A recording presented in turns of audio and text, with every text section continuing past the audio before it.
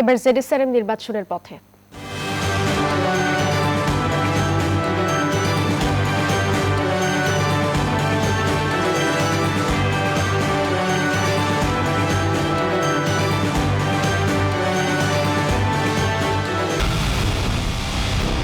পুরো দেশের মুখে হাসি ফোটাতে নিজেকে হতে হয় স্ট্রং, আর মনোবল হতে হয় স্পার্ক জিরো। জেডএসআরএম 25 বছরের পথ চলায় নিরাপদে রাখার প্রত্যয়ে।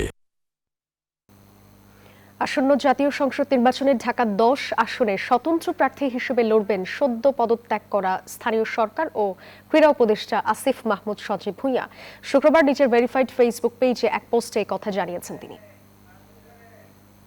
সংসদীয় আসনে স্বতন্ত্র প্রার্থী হিসেবে দাঁড়াচ্ছি। কোনো রাজনৈতিক দলের পৃষ্ঠপোষকতা, অসংখ্য নিবেদিত কর্মী, প্রচলিত ব্যবস্থায় প্রয়োজনীয় অর্থ কোনোটাই আমার নেই। সহযোগিতা, সমর্থনই আমার একমাত্র অবলম্বন এবং আমার দায়বদ্ধতাও থাকবে শুধুমাত্র আপনাদের প্রতি। শুধু সংসদ সদস্য পদপ্রার্থী নই, গণভোটেরও প্রার্থী।